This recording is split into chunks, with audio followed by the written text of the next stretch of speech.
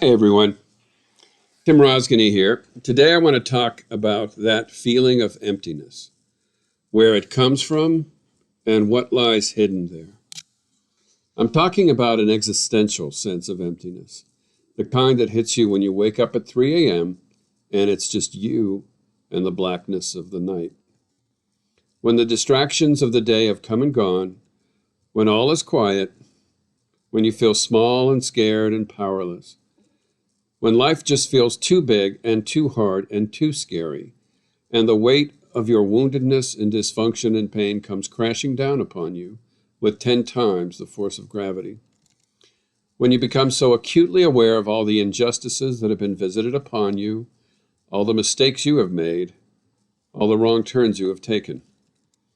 When you allow yourself to feel the bone-weary exhaustion that comes from having to push forward day after day just to stay in this life.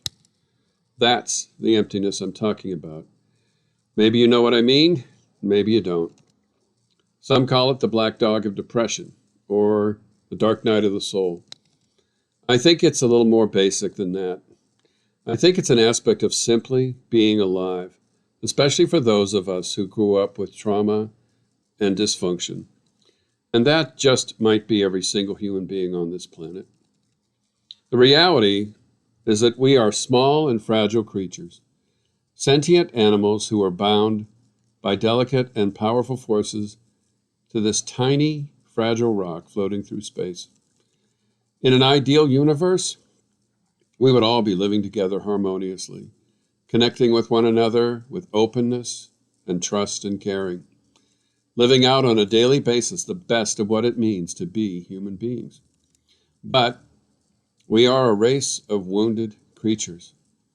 Our woundedness and fear and superstition and mistrust have been passed down from generation to generation, like a snowball that gets bigger and bigger as it rolls down the mountain.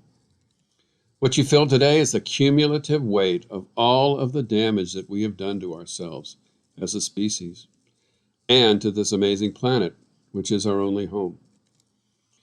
It may seem that it couldn't have ended up any other way, but I believe that to not be true. I believe that that emptiness that can come upon us is not so empty after all. There is treasure to be found there. I believe that it is only by seeing ourselves as the small and fragile and frightened and confused creatures that we are, that we open the door to acceptance of self.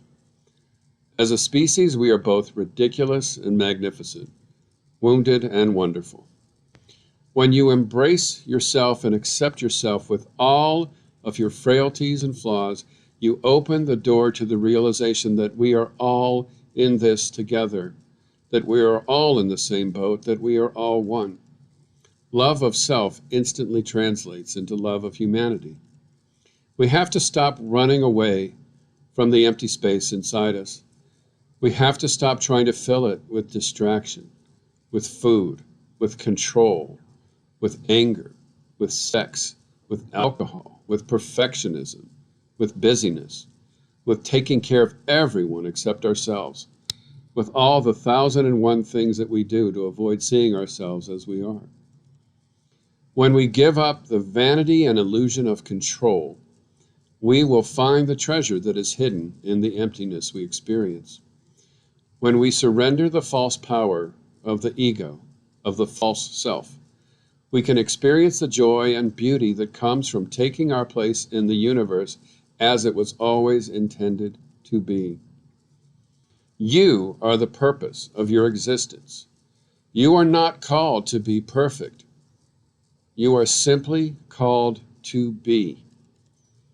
You have always been amazing and beautiful. There is nothing you need to do to be worthy. You simply have to remember that which you have forgotten, that which the world has made you forget. There's a power inside you that is 1,000 times brighter than the darkest night. We are so much more amazing than we think we are. It's time to remember that.